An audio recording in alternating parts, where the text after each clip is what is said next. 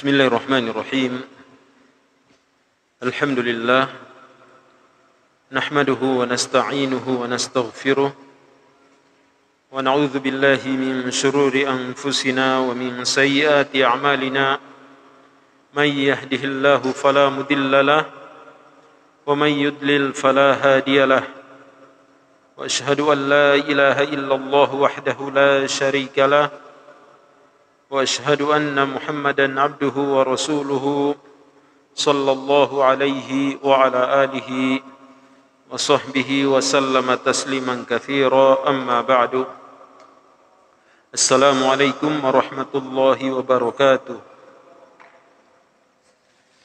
Alhamdulillah, senantiasa kita memuji Allah Ta'ala dan bersyukur kepadanya, karena hanya dengan taufik dan karunia-Nya lah sehingga kita kembali dimudahkan duduk bermajelis di dalam masjid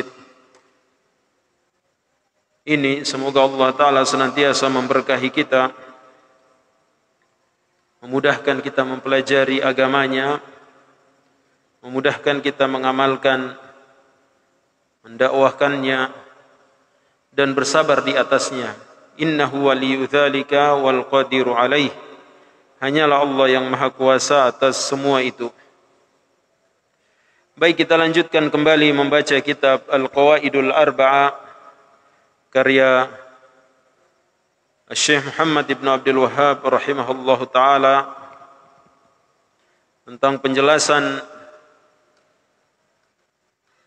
kesyirikan atau kaidah-kaidah untuk mengetahui kesyirikan yang terjadi di masa Nabi kita Muhammad sallallahu alaihi wa ala alihi wasallam. Dan kita sekarang pada kaidah yang ketiga dari kitab ini, yang punya terjemahannya bisa melihat halaman 53. Pada halaman 53.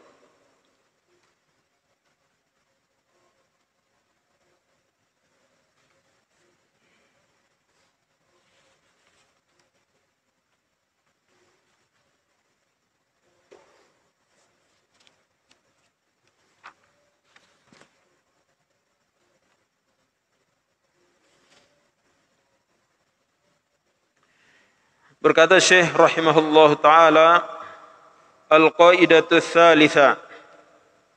Kemudian kaidah yang ketiga, Anna Nabiyya sallallahu alaihi wasallam dhahara ala unasin mutafarriqina fi ibadatihim. Minhum man ya'budul malaikah ومنهم من يعبد الأنبياء والصالحين ومنهم من يعبد الأحجار والأشجار ومنهم من يعبد الشمس والقمر وقاتلهم رسول الله صلى الله عليه وسلم جميعا ولم يفرق بينهم. Kata penulis, semoga Allah Ta'ala merahmatinya, kaidah yang ketiga ini bahwasanya Nabi Muhammad sallallahu alaihi wasallam beliau muncul atau diutus di tengah-tengah manusia dalam keadaan mereka berbeda-beda peribadatan mereka. Di Nabi sallallahu alaihi wasallam berada di tengah-tengah kaumnya, yaitu suku Quraisy, bangsa Arab. Dalam keadaan bangsa Arab ketika itu berbeda-beda peribadatannya. Di antara mereka ada yang beribadah atau menyembah malaikat, dan di antara mereka ada yang menyembah nabi-nabi. alaihimussalatu wassalam. Dan di antara mereka ada yang beribadah kepada orang-orang soleh. Dan di antara mereka ada yang menyembah pepohonan. Dan juga ada yang menyembah bebatuan. Dan ada pula yang menyembah matahari, dan ada pula yang menyembah bulan. Di mereka berbeda-beda di dalam peribadatannya. Wa qatalahum Rasulullah sallallahu alaihi wasallam jami'an wa lam yufarriq bainahum. Maka Nabi kita Muhammad sallallahu alaihi wasallam itu dengan perintah Allah Subhanahu wa taala memerintahkannya, yaitu untuk memerangi mereka semua dan tidak membeda-bedakan di antara mereka. Jadi disamakan semua, yang menyembah malaikat, yang menyembah kepada nabi, yang menyembah orang soleh, yang menyembah batu, yang menyembah pohon, yang menyembah matahari, yang menyembah bulan, hukumnya sama. Nah, hukumnya sama semua, yaitu kesyirikan, perbuatan syirik kepada Allah, beribadah kepada selain Allah Subhanahu wa taala. Makanya Nabi sallallahu alaihi wasallam beliau tidak membeda-bedakan mereka, tidak memisahkan mereka. Jadi kesyirikan itu bagaimanapun bentuknya, pada setiap tempat, atau di setiap zaman, ya berbeda-beda, bisa terjadi perbedaan, tapi hakikatnya sama. Itu ketundukan, ketaatan kepada selain Allah Subhanahu wa taala. Itu peribadatan kepada selain Allah Subhanahu wa taala, itulah kesyirikan. Kita baca penjelasan ulama tentang masalah ini. Berkata Syekh Al-Fauzan hafizahullah, al-qaidatu tsalitsa anna an-nabiy sallallahu alaihi wasallam bu'itsa ila unasin minal musyrikin minhum man ya'budul malaika wa minhum man ya'budus syamsa wal qamar wa minhum man ya'budul asnama wal ahjara wal asjar wa minhum man ya'budul awliya was salihin. Yaitu kaidah yang ketiga ini, bahwasanya Nabi sallallahu alaihi wasallam beliau diutus di tengah-tengah orang-orang musyrikin, dan Nabi sallallahu alaihi wasallam menghadapi mereka dengan seorang diri, itu kaumnya yang kafir kepada Allah Subhanahu wa taala. Di antara mereka ada yang beribadah kepada malaikat, dan ada yang beribadah kepada matahari dan bulan, dan ada yang beribadah kepada patung-patung dan pohon-pohon dan batu, dan di antara mereka ada yang beribadah kepada wali dan orang-orang soleh. Wa hadza min qubhi syirk. Ini di antara contoh buruknya kesyirikan itu. Anna ashabahu la yajtami'una ala syai'in wahid. Itu orang yang berbuat kesyirikan itu, mereka tidak akan bersatu. Tidak akan bersatu. Orang yang melakukan kesyirikan itu tidak akan bersatu. Bi khilafil muwahhidin. Berbeda dengan orang yang ikhlas, yang bertauhid. Fa inna ma'budahum wahid subhanahu wa ta'ala. Maka orang yang bertauhid, sesembahannya hanya satu, kapanpun, dimanapun, dari timur, barat, ke utara, ke selatan, kita kemana saja di bumi ini, mereka semua satu. Yang mereka sembah hanyalah Allah Subhanahu wa ta'ala. Berganti zaman, Maka yang mereka sembah hanya satu, hanya Allah Subhanahu wa taala. Di sini jelas sekali perkataan seorang penyair, wa bididdihi tatabayyanul asya'a.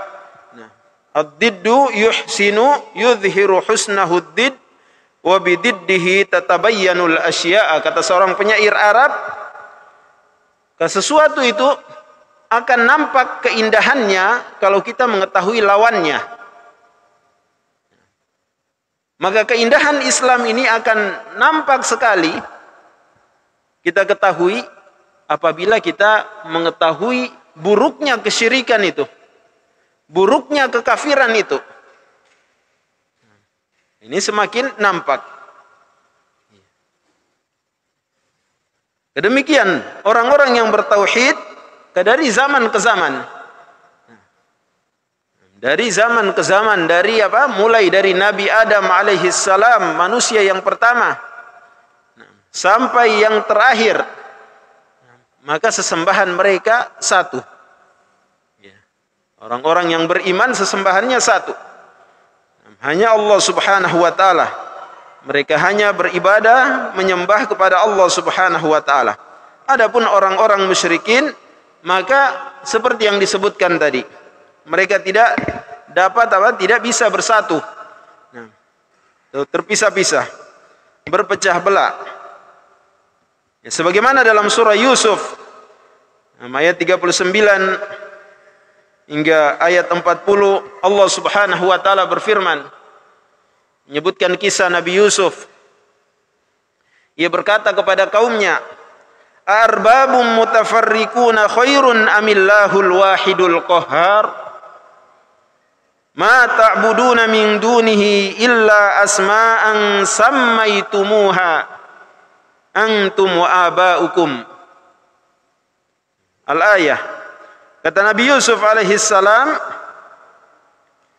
maka kabarkan kepadaku, apakah Tuhan yang bermacam-macam itu yang lebih baik, ataukah Allah Subhanahu wa taala dialah yang satu-satunya, yang maha perkasa?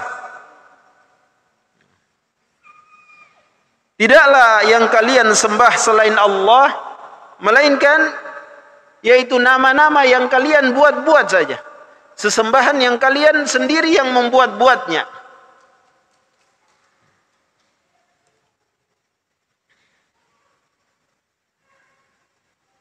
Maka ini diantara yaitu buruknya kesyirikan itu.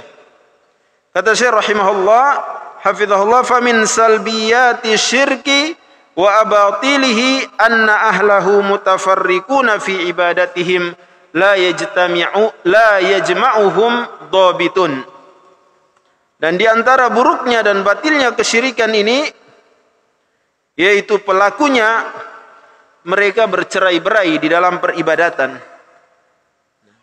Mereka tidak dapat disatukan dengan satu keyakinan. Bahkan mereka bercerai-berai. Tidak ada aturan pada mereka. Li'annahum la yasiruna ala aslin. Karena tidak ada dasar di dalam peribadatan mereka. Mereka tidak berjalan di atas satu kaidah yang kokoh, dasar yang kuat. Wa inna ma yasiruna ala ahwaihim wa diayatil mudallilin. Karena mereka berjalan di atas hawa nafsu. Nah, masing-masing punya keinginan. Nah, dan ajakan-ajakan pelaku-pelaku kesesatan. Fataktsuru tafarruqatuhum. Maka semakin hari, zaman berganti zaman, ya semakin berpecah belah. Semakin berpecah belah. Tidak dapat mereka bersatu. Sebagaimana dalam firman Allah Subhanahu wa taala dalam surah Az-Zumar ayat 29. Allah taala berfirman, memberikan perumpamaan tentang orang yang bertauhid, orang yang ikhlas hanya beribadah kepada Allah, dan orang yang berbuat kesyirikan kepada Allah Subhanahu wa taala. Dalam surah Az-Zumar ayat 29. Allah taala berfirman, "Daraballahu mathalan rajulan fihi syuraka mutasyakisuna wa rajulan salaman lirajul hal yastawiyani mathala alhamdulillah bal aktsaruhum la ya'lamun." Kata Allah Subhanahu wa taala, Allah taala memberikan perumpamaan, yaitu seorang budak yang dimiliki oleh banyak tuan. Tuannya banyak, majikannya banyak sekali. Budaknya, pelayannya satu. Budaknya satu, pemiliknya banyak. Majikannya banyak sekali. Satunya, yaitu seorang budak, yaitu dia hanya punya satu majikan. Tuannya hanya satu.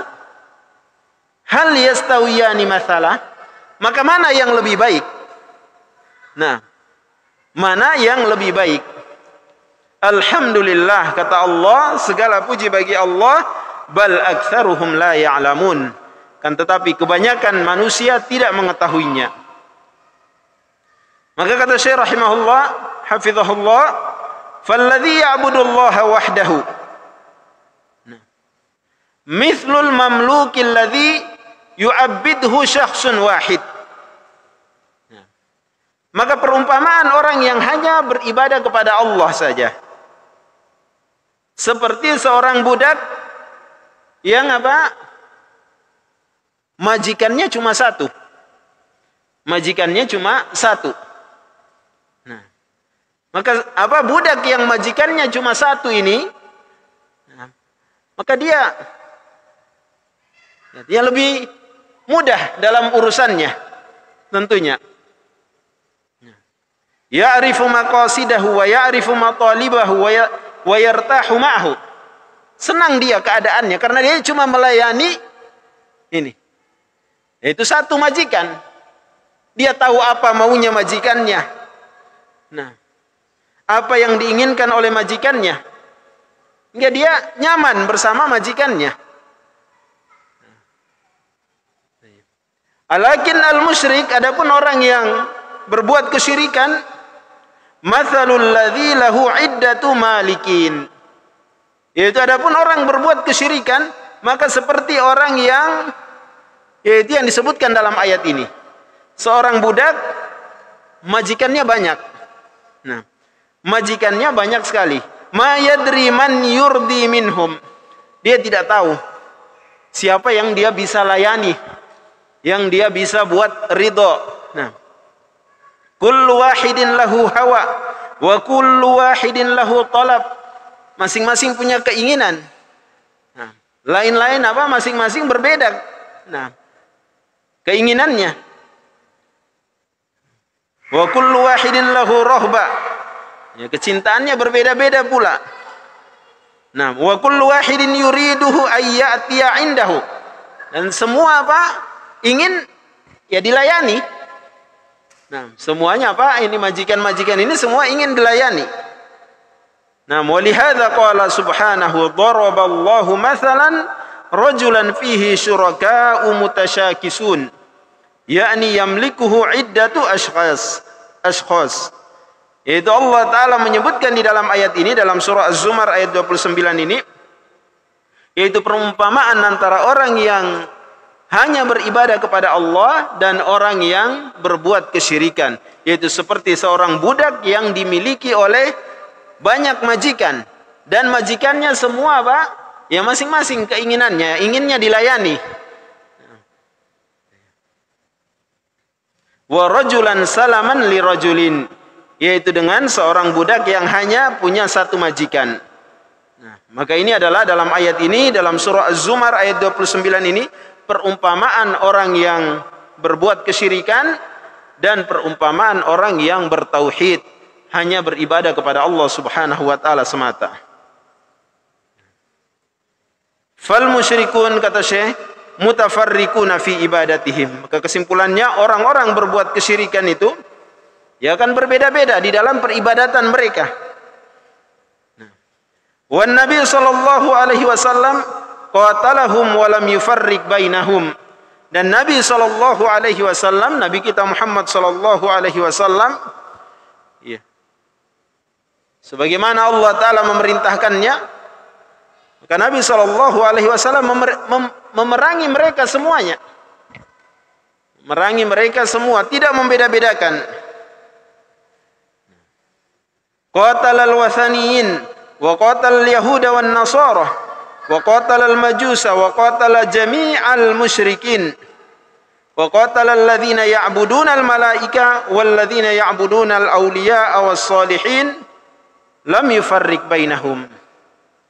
Itu Nabi kita Muhammad sallallahu alaihi wasallam memerangi orang yang menyembah berhala, memerangi orang Yahudi, memerangi orang Nasrani, memerangi orang Majusi, memerangi semua orang musyrik, memerangi orang yang menyembah malaikat, memerangi mereka yang menyembah para wali, orang soleh, tidak membeda-bedakan mereka. Nabi sallallahu alaihi wasallam tidak memisahkan mereka, sama hukumnya. Intinya kesyirikan kepada Allah. Di sini ada satu isyarat dari Syekh rahimahullah yang perlu kita pahami. Itu perkataan beliau, wa qatalahum Rasulullah sallallahu alaihi wasallam. Rasulullah sallallahu alaihi wasallam memerangi mereka semua. Ya, tidak disebutkan di penjelasan, kita sebutkan dengan pertolongan Allah taala. Di sini ada isyarat yang penting kita pahami, bahwa peperangan itu bukan urusan pribadi. Bukanlah urusan pribadi. Nah, akan tetapi peperangan itu adalah urusan, yaitu daulah. Nah, itu namanya negara, pemerintah. Hal ini sebagaimana apabila kita lihat dalam sejarah sirah Nabi kita Muhammad sallallahu alaihi wasallam, maka sangat jelas Nabi kita Muhammad sallallahu alaihi wasallam tidak pernah beliau mengumandangkan atau menabuh genderang perang, menyatakan mengajak orang berperang ketika beliau di Mekah. Beliau tidak pernah mengajak peperangan, menyerukan peperangan ketika di Mekah. Akan tetapi peperangan yang terjadi, yang dilakukan oleh Rasulullah, yaitu ketika di Madinah. Nah, ketika beliau sudah di Madinah, jadi sudah terbentuk kekuatan, sudah terbentuk negeri bagi kaum muslimin. Maka ini fikih yang sangat penting, harus kita pahami. Jangan sampai kita salah paham, dan salah paham ini akibatnya fatal. Ini penting bagi kita orang tua memperhatikan ini. Nah, jangan sampai anak-anak kita terpengaruh dengan itu fitnah-fitnah, pengaruh-pengaruh dari luar, ya, sehingga salah dalam memahami agama ini. Akibatnya sangat fatal sekali. Hingga mungkin mereka membaca ayat-ayat, membaca hadis-hadis, kemudian menafsirkan dengan sendirinya, yang mereka memahami seakan-akan urusan agama ini diserahkan kepada pribadi kita. Apalagi dalam masalah darah, dalam masalah nyawa, ya, masalah yang besar. Maka ini di sini isyarat dari Syekh penulis bahwa peperangan itu yang dilakukan oleh Rasulullah sallallahu alaihi wasallam itu dengan perintah Allah Subhanahu wa taala. Sebagaimana dalam hadis kata Nabi sallallahu alaihi wasallam, "Umirtu an uqatilan nas." Aku diperintahkan untuk memerangi manusia. Kapan itu? Ketika beliau sudah di Madinah, ketika sudah terbentuk negara. Ya, di sini kita, kata para ulama, diambil fikih pelajaran bahwa peperangan itu urusan negara, bukan urusan pribadi. Nah, atau urusan kelompok-kelompok, sama sekali bukan.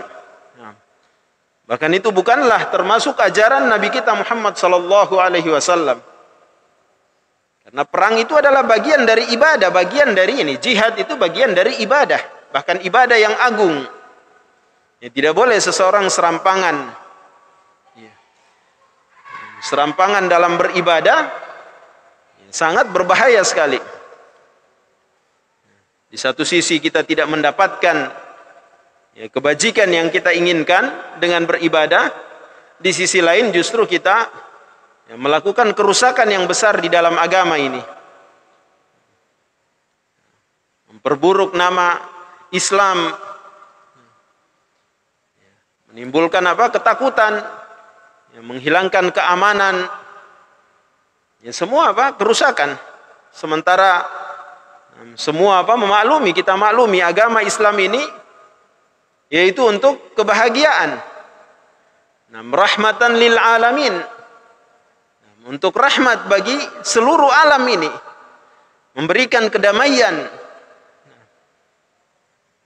Tapi apa? Apabila kita salah dalam memahami agama ini, penting sekali orang tua mengawasi anak-anaknya. Jangan sampai sembarang belajar. Jangan sampai sembarangan apa kita belajar kepada seseorang, lalu mengajarkan ya perkara-perkara yang sangat berbahaya. Ya, kesalahpahaman dalam beragama sangat berbahaya sekali. Nah, seseorang bisa menyangka dia sedang beribadah, padahal dia telah tersesat sejauh-jauhnya. Waliyadzubillah. Tidaklah disyariatkan peperangan itu, melainkan apa? Yaitu untuk suatu kemaslahatan yang besar. Melainkan untuk suatu kemaslahatan yang besar.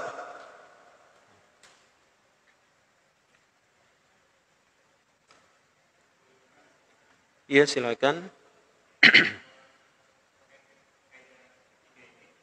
Iya.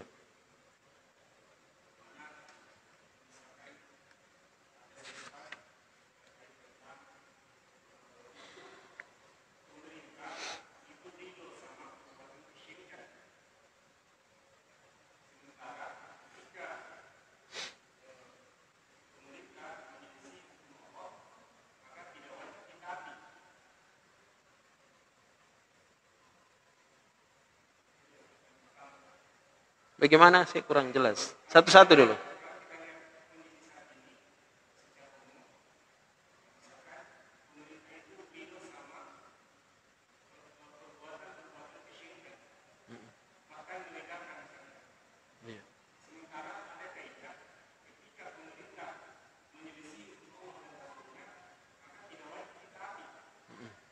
Iya. Iya.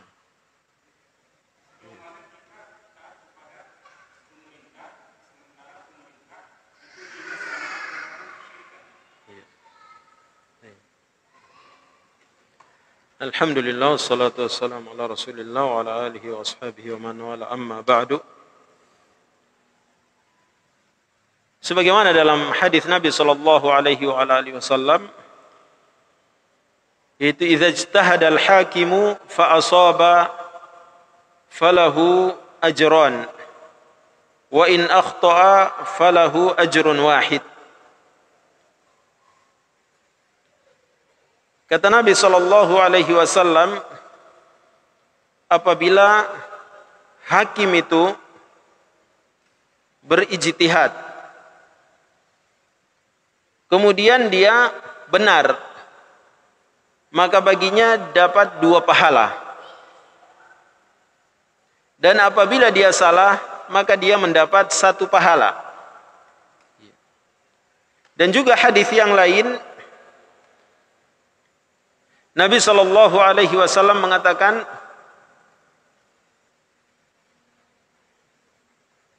yusalluna ma'akum fa in asabu falahum walakum wa in akhta'u falakum wa alaihim.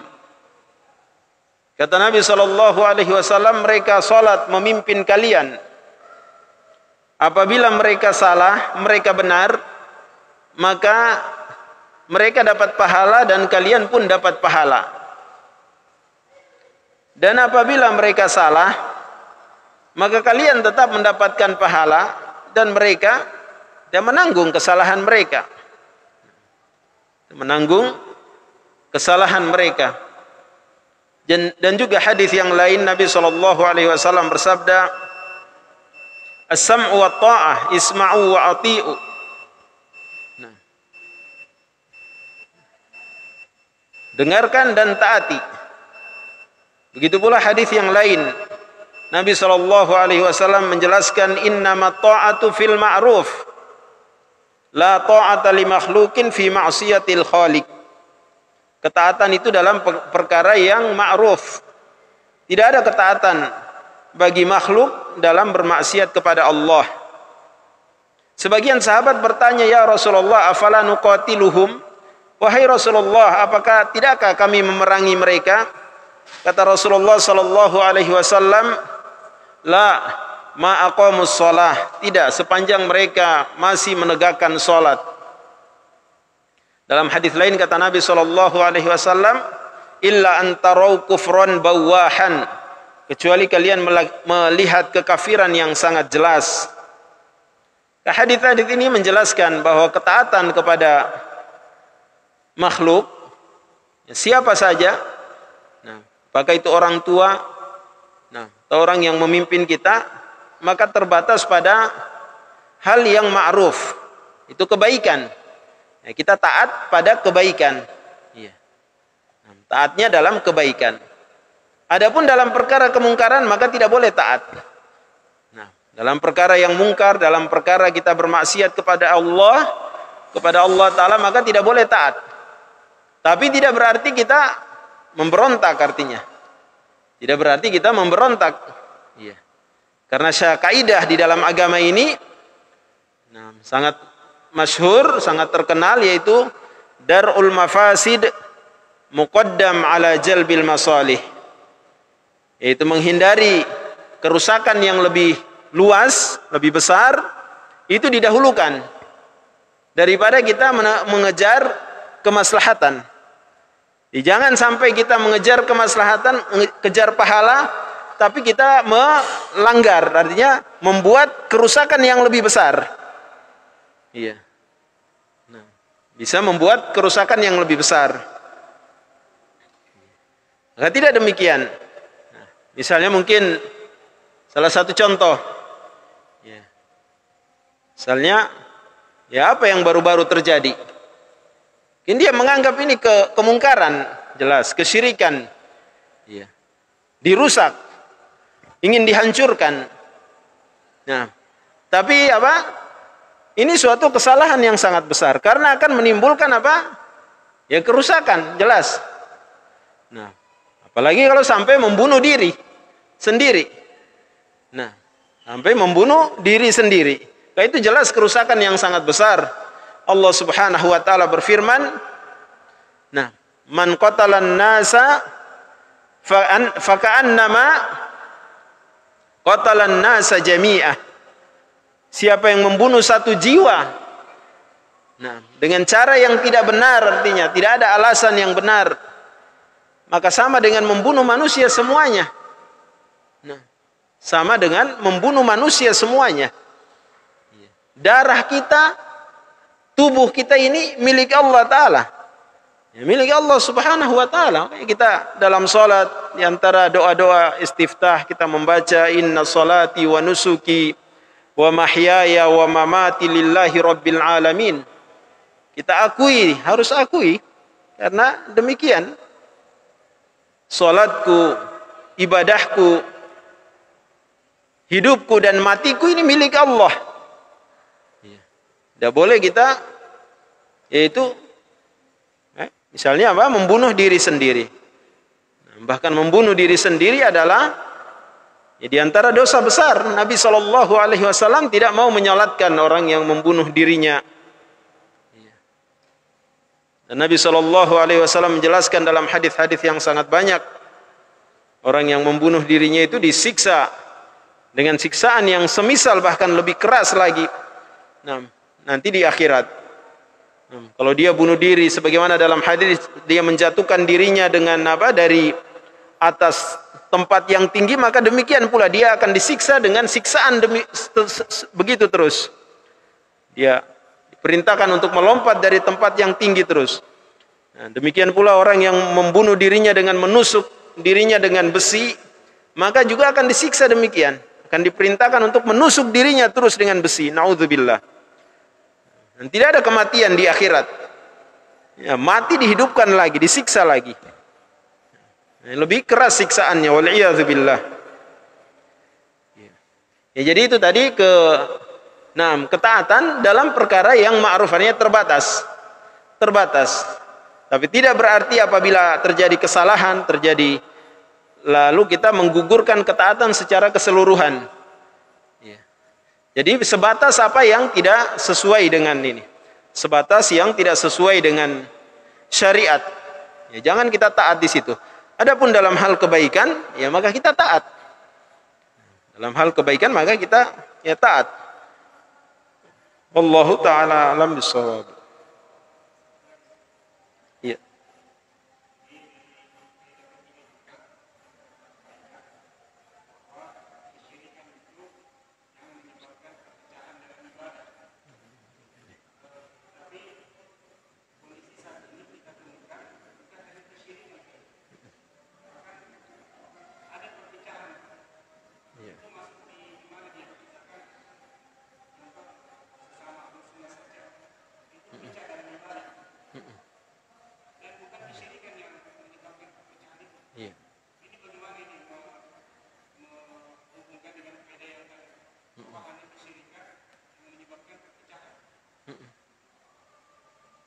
Tidak disebutkan bahwa hanya kesyirikan di sini, yaitu disebutkan orang-orang musyrikin keadaannya seperti ini.